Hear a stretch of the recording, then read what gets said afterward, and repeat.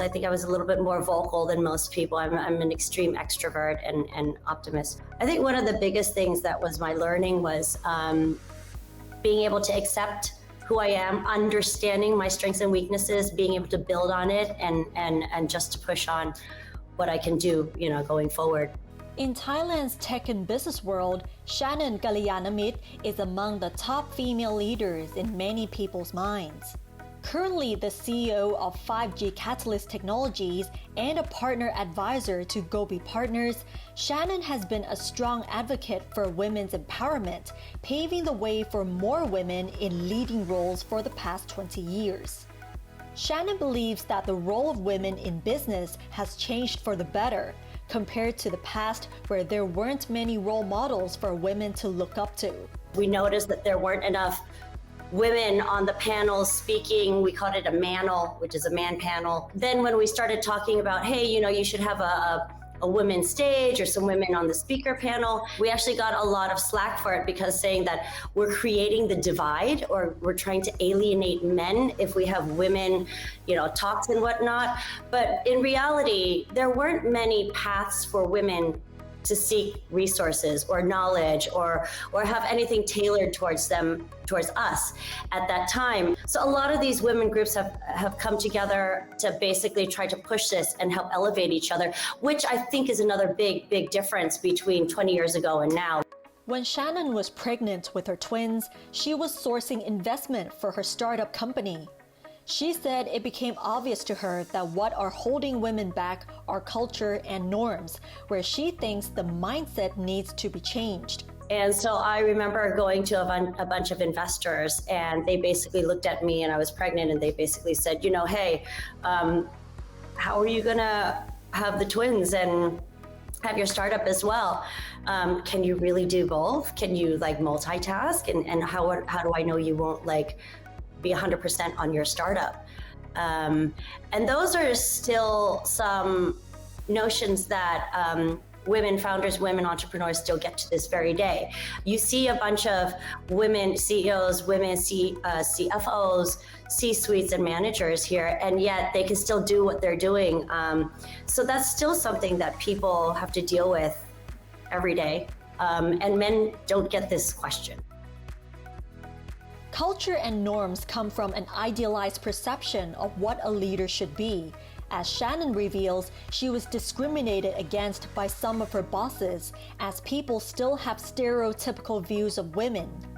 She also said she is not one of those stereotypical CEO or CMO, but she has different ways of approaching things. So I think that the gender bias came from the fact that, I was in a marketing role, something that is women, if you're in a C-suite, you're either marketing or maybe finance, right? But you're not CEO, right? Because CEO needs to be aggressive and hard, needs to know everything, and not this bubbly and, smiley person.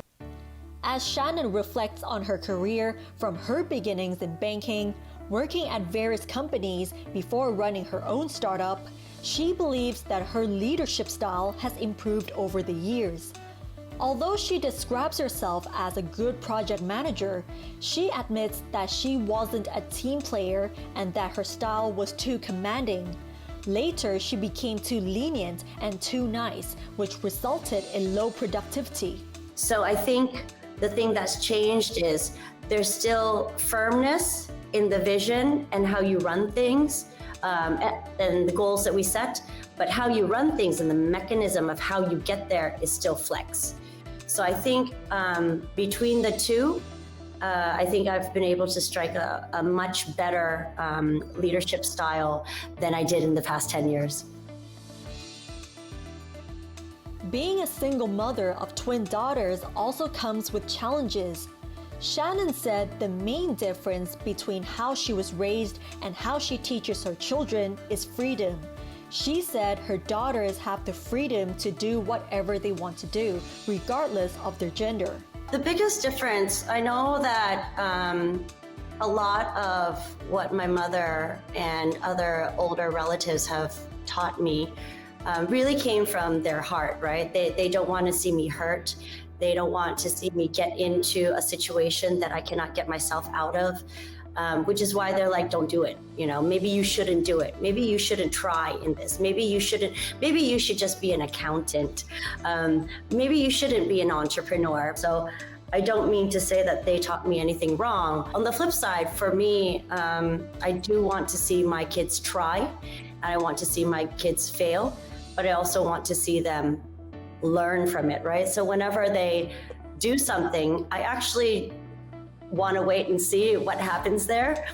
And then if they cry, if they trip and fall, if they are embarrassed, then we deal with it and we work through the progress. I think one of the things that I've been able to discover in the past 20, 30 years is that in order to take power into yourself and be confident in who you are, really figure out who you are, what's important to you. I understand that there's society and cultural norms, but you got to dig deep in first, what you want in your life. When you are truly yourself, and when you are truly working on all the great strengths that you have, you feel so much better. Your self-esteem is so much better. Your performance and productivity is so much better. You are happier around your friends and family, and you're just happier on yourself. And I think that there's always ways of improvement, but it's your terms that you rule out for yourself of what you want to improve, not what society wants you to improve. And so I think that's what empowerment means to me.